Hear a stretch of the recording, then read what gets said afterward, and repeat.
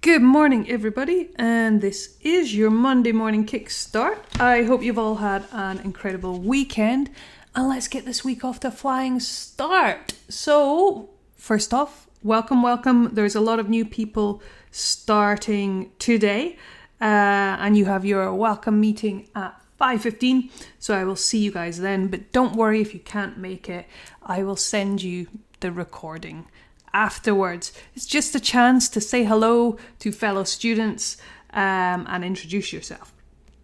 But if you have any questions that you want to ask and you can't make it, feel free to send me an email and I'll answer all your questions there.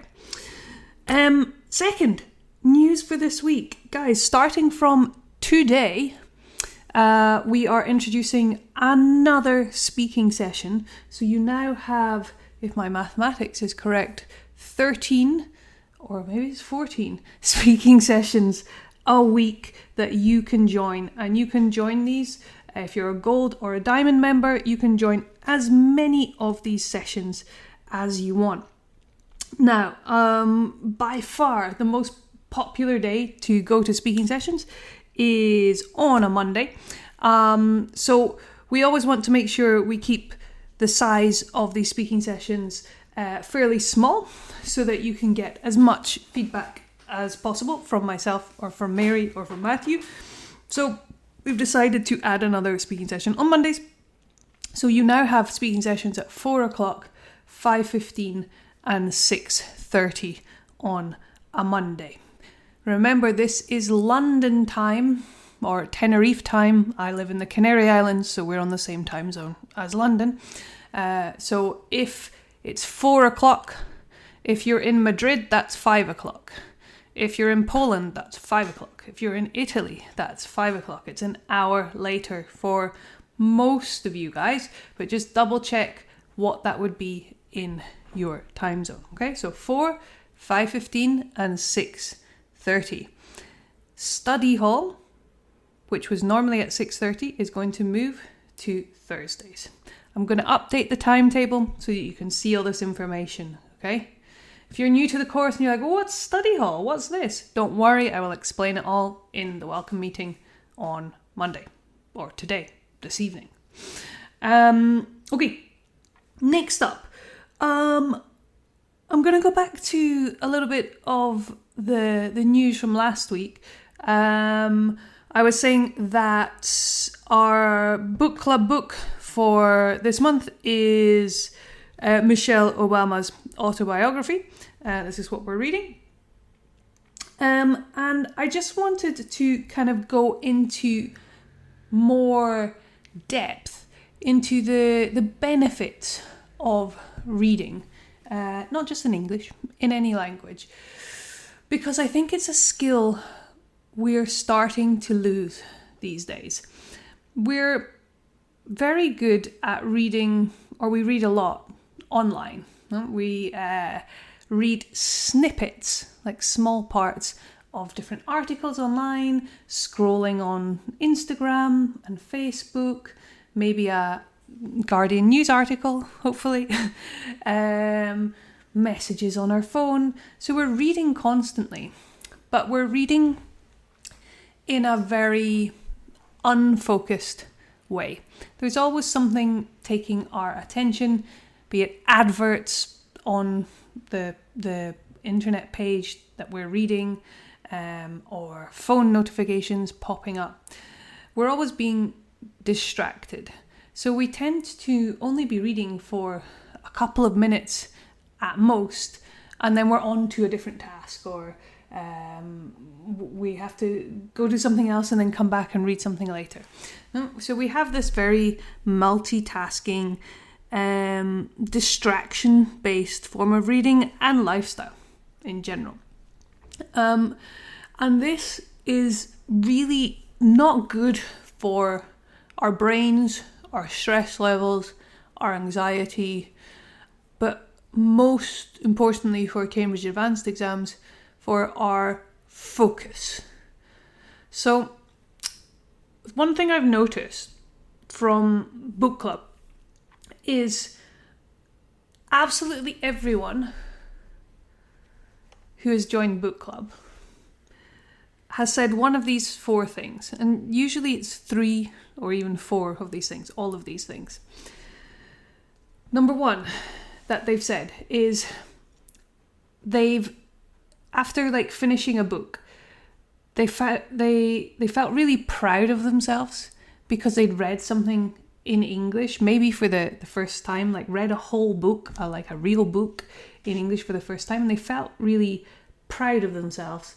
And they found a love for reading again that they perhaps not had for years in their own language or in English. So this is the first thing that people tell me. Second thing is that the speed of their reading increases dramatically. So when they start reading a book, they find it quite difficult, but by the end of the book, they find that the speed that they can read at increases dramatically. This is massive for the Cambridge exam because this is going to help us be able to do those tasks faster. Okay. Next thing that people notice is their focus gets better. So when they start reading at the beginning, if they're not used to reading, their attention span is very low. They can't read for long periods of time. They get distracted, they get bored. But by the end of the book, that they're able to sit down for an hour and it goes by like that. Because they're involved in the book, they're able to see images in their head. They kind of get lost in the book. So their focus massively increases. And again, this is a huge problem that you guys tell me when you do your mock exams, is being able to stay focused for 4 hours is really, really difficult. And of course it is. In our kind of normal day-to-day life, when we're only focusing on one thing for like 2 minutes and then we're distracted by a message, a call, something flashing up on our screen, we're constantly distracted and we're not used to that focus. So doing 4 hours on one thing is really, really difficult. But reading helps with that massively. So this is the next thing that people said that improved by reading. And the final thing I'm going to kind of lump all together is vocabulary, grammar and understanding. That this is a way for students to see the fixed expressions and the phrasal verbs and the things that they have been studying in, for example, use of English, or the grammar that they've been looking at, or the punctuation for their writing. They're able to see this in context. So these are 2 big things that people have mentioned improves. I often hear, oh, Cheryl, there was loads of phrases from your Quizlet sets in the book that we read this week. And with this, people find that their kind of ability to kind of understand and analyze texts, this kind of critical thinking skill starts to improve because of that. So these are the things that absolutely everyone mentions one of those things at least, but usually 3 or 4 of them when they come to book club. So if you're not already reading a book in English, and you might think like, oh, I've no time on top of everything else I have to do. But it is so important for you if you find reading a tricky task in the exam. To go more into the sciencey things behind this. So some people ask, well, what about listening? Like, because there's audiobooks as well, and some people prefer audiobooks rather than reading. So audiobooks are also great, and reading's great, but they're going to help you with 2 different things. So if you need practice with, obviously, your listening skills, listening to an audiobook can be a great help, but also if you need help with your pronunciation, then listening to an audiobook can really help you. So it's going to help you not just with the pronunciation of specific words, but with the kind of flow and intonation of the speaker while they're talking. Something that I would suggest if you're doing this is potentially reading the book and listening to the audio at the same time, so that you can see the punctuation, so you can see the spelling of the words rather than just listening. Because this is the kind of the other side of the coin, the negative of only listening to an audiobook and not reading it. So one benefit of reading is we're going to be exposed visually to spelling, punctuation, paragraph structure. You're going to see the vocabulary, like you're going to see the expressions in use, okay?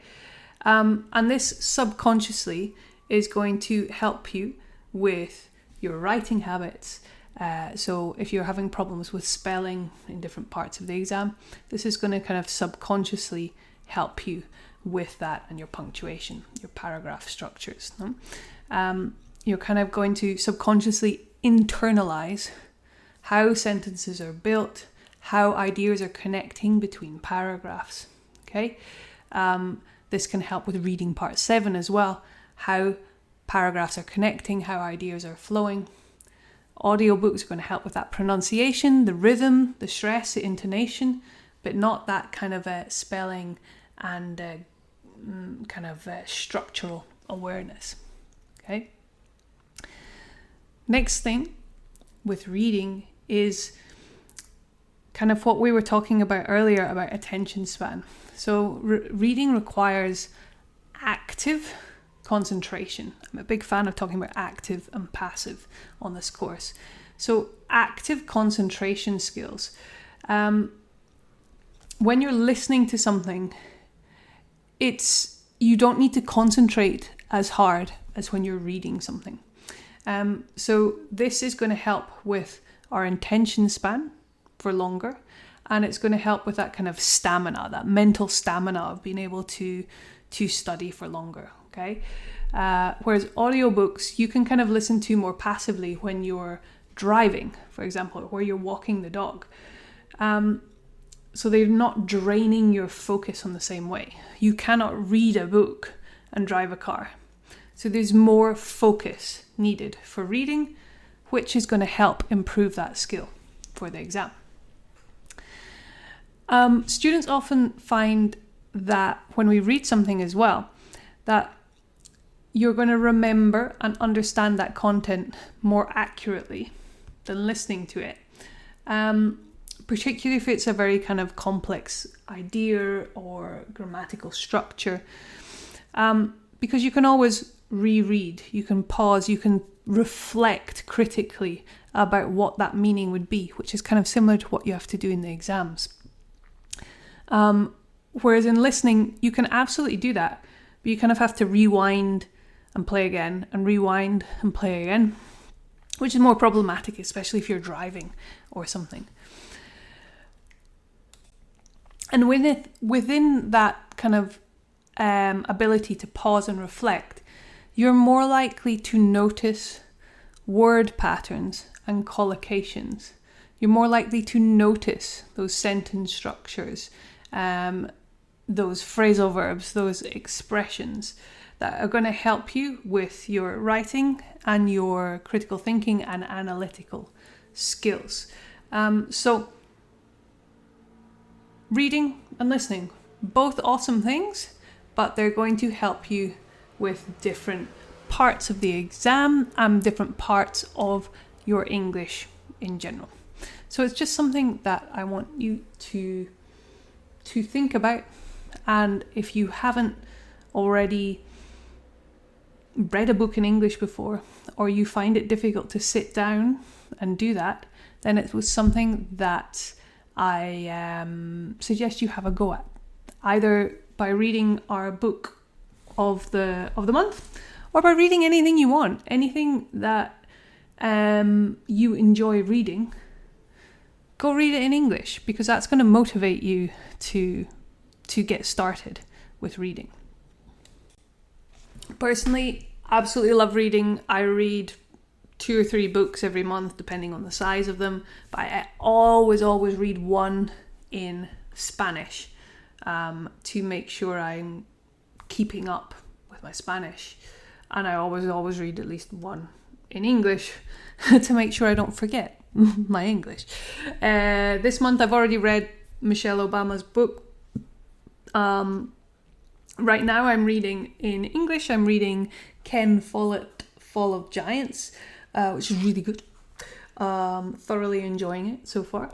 And I'm reading in Spanish the new Hunger Games book. I can't remember what it's called. The story of Haymitch before the Katniss Everdeen Hunger Games. It's very easy to read in another language. I can kind of fly through it at the same pace I would an English book. And I know the stories of the Hunger Games very well, so it makes it easier to kind of read it. But one kind of tip I would give you for choosing a book to read in English is there are some books that are more kind of like C2 level that have very eloquent language in them. And these, like Ken Follett books, I wouldn't recommend reading them in English. I would have struggled to read them in Spanish. I have a C1 level in Spanish and I would struggle to read them. What I'd recommend doing, if you're not sure if a book is going to be okay for your level, is open a book, go to the bookshop, read the first couple of pages. If you find that there's kind of more than maybe 5 words on a page that you don't know, then it's probably a little bit difficult for you. Maybe 10 words maximum. If you're like looking at like every second word is something you don't know, this is too difficult for you. And you're going to get frustrated with this book and you're going to give up because you're going to have to keep stopping and looking up words all the time. Okay? But if it's around 5 words, you'll be absolutely fine. And most of the time you don't need to look up those words anyway. And this is something that actually really helps with reading in the exam, is students tend to have a habit of, in the reading exam, and this is why they lose time, is having a need and a desire to understand every single word. And they fixate on every single word in the reading text when it's not necessary to answer the questions that you've been given. And you'll find this when you're reading as well. So when I'm reading in Spanish, most of the time I don't look up a word if I don't know it. It's usually it's usually an adjective describing something, or an adverb describing something that is not necessary for me to understand what's happening. Like, I don't need to know how the person is walking, or the material of the t-shirt they're wearing, or something like that. Usually you can understand from the context around it, either if the situation is positive or negative, or if it's something important that you should know. So by getting used to not having to understand every single word, this can help you in the reading exams as well. The only time I look up a word is if it appears several times. And then I'm like, oh gosh, that's an important word. Okay, I need to know what it is. And in those cases, it's usually a noun or a verb that's kind of essential to the meaning of the story. And I look those up. So I would say the same to you when you're reading a book. Get used to not looking things up, figuring it out from context, and that's going to really help you with, again, your analytical skills in the reading exam. You're going to get much faster at understanding from context. Anyway, we'll finish there for today. Hope you guys have a fantastic week, and I will see you in the speaking sessions very soon.